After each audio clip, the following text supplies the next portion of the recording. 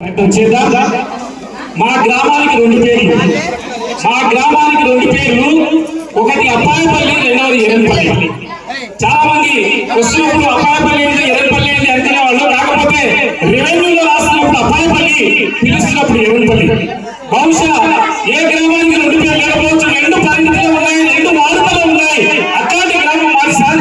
ఈ రోజు మేము మన భారతదేశం గర్వించదగినటువంటి దిశా సూచిక, విద్యా నిర్దేశిక, ఆర్థిక వ్యవస్థ ప్రపంచంలో నీరుగారిపోతున్నటువంటి తరుణంలో కూడా భారతదేశం ఏ విధమైనటువంటి అధనాకుతరం కాకుండా నడుస్తున్నటువంటి సూచిక బాబాసాహెబ్ అంబేద్కర్ గారు.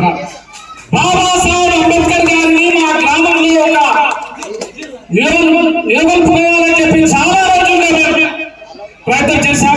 ఈరోజు అందరి సమక్షంలో ముఖ్యంగా గ్రామంలో ఉండేటటువంటి పెద్దలు పేరు పేరుగా ప్రతి ఒక్కరు కూడా ఈ కార్యక్రమంలో పాల్పంచుకున్నాం. ఇంకోటి సార్, మా ఊరిలో ప్రత్యేకమైనటువంటి అంశం ఉంది. ఈ చుట్టుపక్కల ఉండేటటువంటి నియోజకవర్గంలోనే ఒక ఉన్నత విద్య కలిగినటువంటి ఊరు మాది.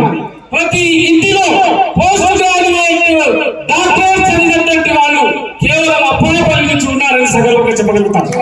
బాబాసాహెబ్ అంబేద్కర్ గారు చెప్పినటువంటి వాళ్ళు కలలు కన్నటువంటి విద్య, ఆ విద్యకు పునాదులు వేసినటువంటి గ్రామం అప్పాయపల్లి. ముఖ్యంగా మా గ్రామంలో ఇంకో ప్రత్యేకత ఉంది.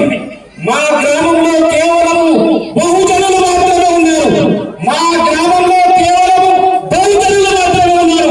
కాబట్టి మా గ్రామం సగర్వంగా చెప్తాం, బహుజనుల గ్రామం. మా గ్రామంలో తరతరాలుగా తీసుకున్నా కూడా తరతరాలుగా ప్రతి కులం కూడా, రెండు మూడు కులాలు మేజర్గా ఉన్నాయి.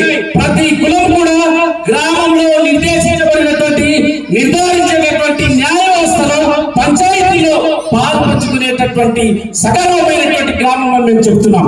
ఇవన్నీ దేనికి సూచిక? ఇవన్నీ కూడా డాక్టర్ బాబాసాహెబ్ అంబేద్కర్ కలలు కన్నటువంటి ఊరు మాట. ముఖ్యంగా ఎప్పుడైతే మనం విద్యావంతులు అవుతామో, విద్యాజ్యోతి మన ఎప్పుడు వెలుగుతుందో, ఏ విధమైనటువంటి చీకట్లు మన దగ్గర ఉండవు.